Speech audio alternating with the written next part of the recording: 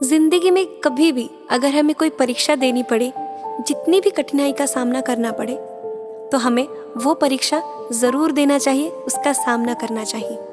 क्योंकि परीक्षा के अंत में कुछ फल मिलता है। उस परिस्थिति को डर के उसका सामना ना करें तो हमें कभी अच्छा फल मिलना तो दूर की बात, हम बहुत पीछे चले जाएंगे। हाय, मैं शुभश्री। स्वागत है मेरे पॉडकास्ट पर। आप सुन रहे हैं 19th episode of Wednesday stories with Shubhashree. एक गांव में एक मूर्तिकार था। वो दूसरे गांव मूर्ति बनाने के लिए जा रहा था। तभी उसके रास्ते पर एक बहुत बड़ा पहाड़ आया। पहाड़ के रास्ते पर कुछ देर जाने के बाद उसको एक बहुत बड़ी सी पत्थर दिखी, बहुत ही सुंदर थी। तो उसको लगा कि इस पत्थर से एक सुंदर सी मूर्ति बनाता हूँ। तभी उसने अपने बैग से एक हथौड़ा निकाला और उसके बाद उस पत्थर के पास जाकर उससे एक मूर्ति बनाने की कोशिश की। पहली बार जब हथौड़ा उसके ऊपर मारा, तभी पता नहीं कहाँ से एक आवाज आई, रुक जाओ, मुझे दर्द हो रहा है। उसको लगा कि वो उसका वहम होगा, वहां पर तो कोई भी नहीं था। तो उसके बाद फिर से हथौड़ी से उसके ऊपर फिर से वार किया। तभी उस पत्थर से आवाज आई कि मैं हूँ वो पत्थर जिसको तुम मार रहे हो, मुझे बहुत तकलीफ हो रही है, आप बंद कर दो। वो बोला कि ठीक है। ये बोलकर अपना सामान बैग में रख के फिर से आगे जाने लगा। आगे कुछ देर जाने के बाद और एक सुंदर सी पत्थर मिली। उस पत्थर को देखकर उसे लगा कि इससे एक मूर्ति बनाता हूँ। फिर से अपने बैग से अपनी हथौड़ी निकाली और उस पत्थर पर वार किया। उस पत्थर से कुछ भी आवाज नहीं आई। उस पत्थर को भी दर्द हो रहा था, फिर भी उसने कोई भी आवाज नहीं निकाली, उफ तक नहीं की। उस पत्थर से कुछ देर बाद मूर्तिकार उस पत्थर से एक बहुत सुंदर सी भगवान की मूर्ति बनाई। उसके बाद अपने बैग में अपनी सामान रखकर उस गांव की तरफ जाने लगा। उस गांव पर पहुंचने के बाद गांव वाले उसको बोले, मूर्तिकार जी, हमारे गांव पे एक मंदिर बन रहा है, उसके लिए एक सुंदर सी मूर्ति हमको चाहिए, क्या आप बना सकते हैं?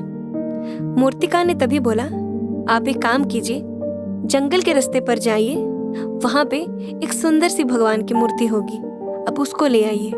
ये सुनने के बाद गांव वाले उस रास्ते पर चले गए और वहां पे जैसे कहा था मूर्तिकार ने, वहां पर एक बहुत सुंदर सी मूर्ति थी, एकदम अच्छे पत्थर से बनी हुई एक सुंदर मूर्ति, जिसको देखकर ऐसा लगता है कि सच में भगवान है। उस मूर्ति को उठाकर गांव के मंदिर में वो स्थापित कर दिए। कुछ दिन बाद मंदिर में पूजा होना शुरू हो गया और वो मूर्ति भगवान बन गया। तो उस मूर्ति की पूजा होने लगी। जिस दिन से भगवान की पूजा होना शुरू हुआ, उस गांव वाले उस मूर्तिकार को बोले, नारियल फोड़ने के लिए यहाँ पे कोई अच्छा पत्थर नहीं है, क्या आप बता सकते हैं आपकी नज़र में कोई पत्थर है जिसके ऊपर नारियल फोड़ा जा सकता है?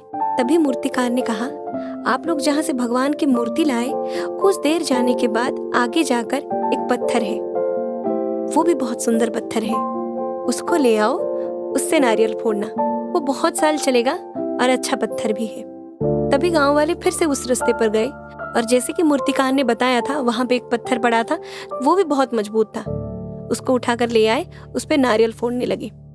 उसी रात को उस पत्थर ने मूर्ति वाले पत्थर से पूछा, तुम्हें उस दिन वो मूर्तिकार इतना पीट रहा था, तुम्हें तकलीफ नहीं हुई? तुमने उसको मना नहीं किया? तभी मूर्ति वाले पत्थर ने उसको जवाब दिया, उस दिन मैंने तकलीफ सहा, इसीलिए मैं आज पूजनीय हूँ, तुमने नहीं सहा इसलिए तुम्हारे ऊपर नारियल फोड़ा जा रहा है।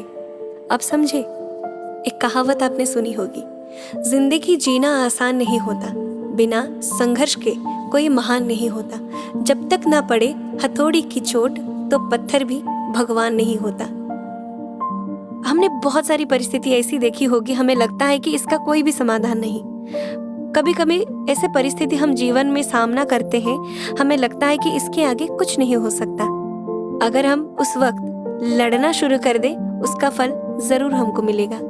ना लड़के डर के वहां पे रुक जाएंगे, हम बहुत पीछे चले जाएंगे। यही जीवन है। तो ये थी आज की कहानी। हर कहानी के अंत में जैसे हम एक प्रॉमिस करते हैं, इस कहानी के बाद भी करेंगे। चलिए आज से हम प्रॉमिस करेंगे कि जब भी कठिनाई हमारे जीवन में आए, हम उसका डटकर सामना करेंगे। अगर हम रुक गए तो हमारी हालत उस नारियल फोड़ने वाली पत्थर जैसी हो जाएगी। तो ये थी आज की कहानी। आशा करती हूँ कि मेरी कहानी आप लोगों को अच्छी लगी और कुछ सीखने को मिली। तो मिलती हूँ अगले बुधवार को और एक कहानी के साथ। तो तब तक के लिए आदाब, सत श्री अकाल, नमस्कार, जय जगन्नाथ।